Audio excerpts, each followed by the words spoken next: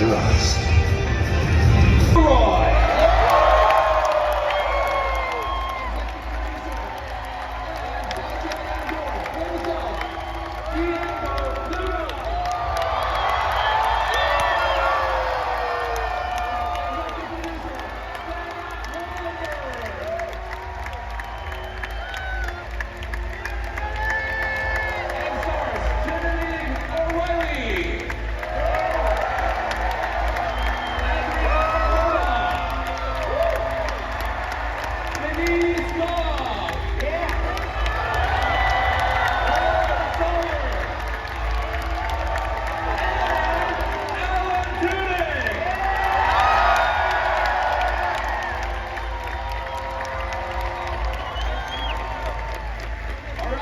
It sucks being behind the guy with the lightsabers. Wow, that's amazing, huh?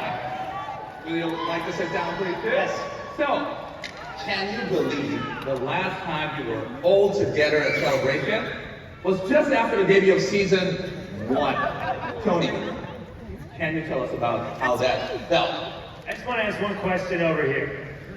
Over How there? many guards on each level? That's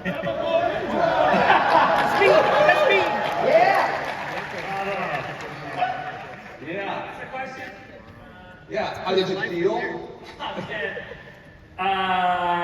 This is the third one we've done. This already takes love, this energy. It's so special. There's nothing. Watching at home also. A todos los que están viendo en América Latina.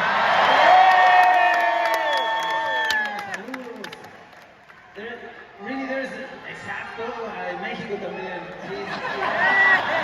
More adventure and action, the drama. We're getting close to Rogue One, so everything matters so much. It's emotionally charged. And you have the story of all the characters you met in season 1, plus many new characters you will meet in the second season. Wow. And obviously, because we're heading to start the beginning of Rogue One, many familiar faces also you were expecting. It's gonna be intense. It's gonna be Here to do the whole season. Second season, we're going to do 4 years into one season. So each 3 episodes will represent 1 year. And we're going to drop them 3 a week. So it's basically like dropping a movie every week. Wow. And there'll be a jump. It'll be 1 year, 1 year, 1 year, 1 year. And when we land, we only land for a couple days. So they're very, very intense experiences. And we tried to find the most important 3 days, 4 days we could to land on. But yeah, that's how we'll drop it. Wow. All the creatives and their teams put their heart and souls into creating all these new worlds to tell this story as we go on. They managed to, the amount of creations really was staggering. They created 140 stats across 7 stages, 2 backlots and 24 different locations, 700 costumes just for the principals alone, 152 droids, 132 creatures, sorry, 30 droids, and over 4,100 VFX shots. There's a lot that you can dig into. Wow, you're good at numbers. Great. Good fire all around. Right. We care about these characters as much as you do, and we will tell every story full out. So it may not be good, it may be good, It will be! a lot of different, who your favorite character is, but we go all in on all of them, all the way. Nice. Yeah, you wrote it.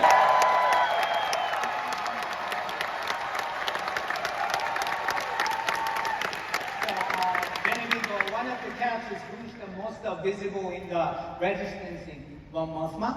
And can you tell about where we find her this season? Well, I would just like to say first, thank you for having us. We're so excited to be here. We start somewhere where Sana was talking about, this season takes us to whole new worlds, whole new people. And so we start in Chandrila, which is Mon Mothma's ancestral home. We start with a wedding. Whoa. And all the complications that brings. And then we drive and we reach, and for Mon Mothma in particular, you really see her have to work and graft under the eyes of the Empire. And we go to some dark places this season. And so she must step out of the shadows and risk everything to speak some truth. That's so jet-lagged, so emotional. To be here. I'm being very un-Dedra and really excited. I'll try and be with you. We find out where Dedra comes from in this season, a little bit about maybe what makes her who she is. Things get real strange. Oh! Great! But what's great, I mean, just to be part of this thing, like every character is so fully drawn. I've never been part of such an ensemble, and I don't want to give too much away about it, but yeah, Dedra really shows herself. It was much darker this season. It wasn't so verbose. It was much more fascist this season. Which is very unlike me, so it's serious acting we're doing. Yeah, I'm so proud to be here with everyone and part of this thing. It's such a gift. Thank you all so much. Because you'll kill him. It's really weird. It's really, really weird. Yeah, so Cyril is starting out this season feeling pretty good about himself. He's got a little promotion, he's got some new threads, he's on a new planet, he's mixing in with other people, he's flexing the small amount of power that he has in his own little pocket of the Empire. And he is trying to flex this. And that results in... It goes super well. Just a lot of staring, a lot of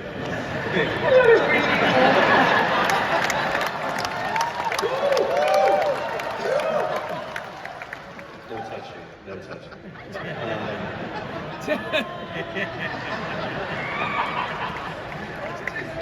But yeah, it's amazing. It's an amazing relationship to dive into because it's ultimately at the heart of Cyril's arc and, in a way, Dedra's arc. They really, them coming together and opening themselves up to each other, ultimately forces them into extreme situations that they never anticipated.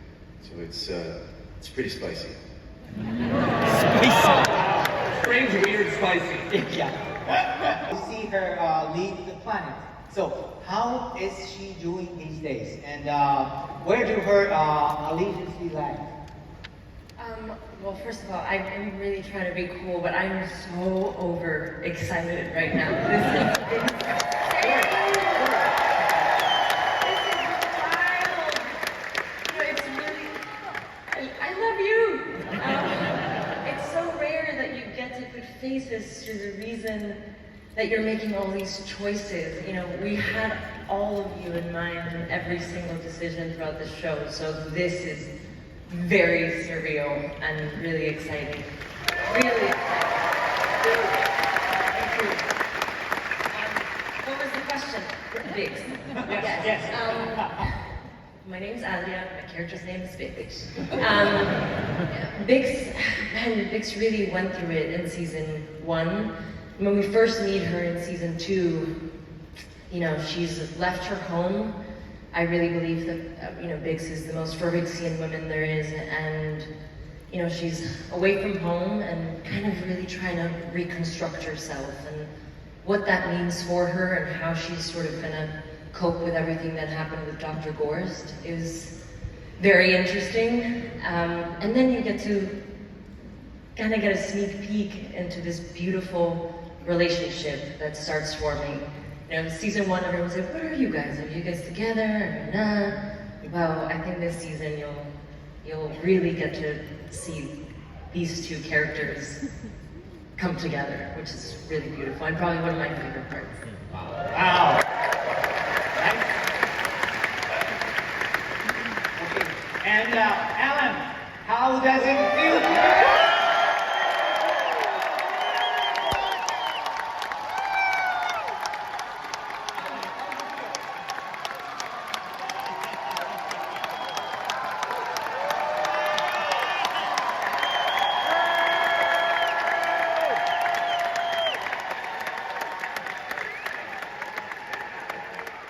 How does it feel?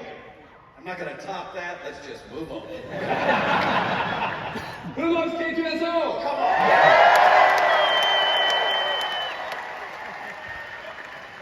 Thank you very much. Crossroads! Thank you. But did you ever think that was going to happen? Did you ever? Oh, things.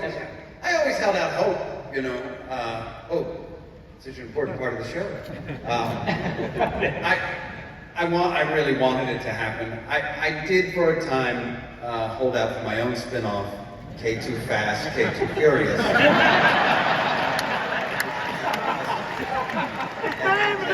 A long time ago, but Tony's a better writer, it turns out. And he has made an amazing show. And we get to see how our two characters meet and the birth of K2SO will be seen this season, which is exciting to see. It was very exciting to be born. Yeah, it's beyond. It's beyond anything I could have hoped. It's such an important. It feels like a very important series, and it's great to be a part of it.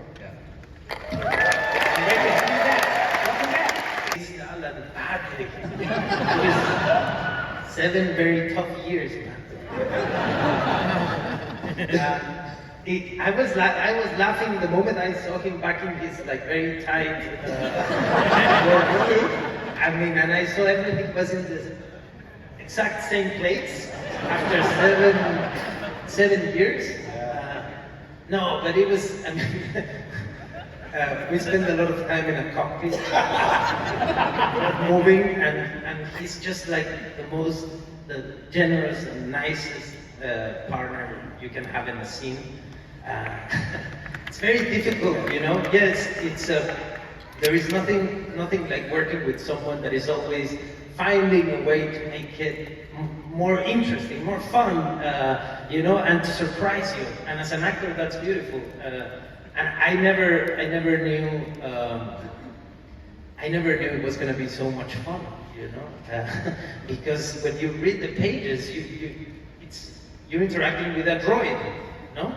But then Alan comes, and it's just a character that has shape, that has soul, you know? He brought a soul to this character and made it unforgettable, and that's why he deserves just the reception he's got, because he took the character to another level. I learned you don't go with your hands empty, no? And this one is very special. It's not just the second season, but it is the last one. So this convention means a lot to all of us, and we wanted to bring something very special, something that we've never done, and obviously we will never do again. So we need you to bring your phones down, because this is... And really, thank you so much. It's been a wonderful journey. At the end, we're also going to show you a sneak peek of the whole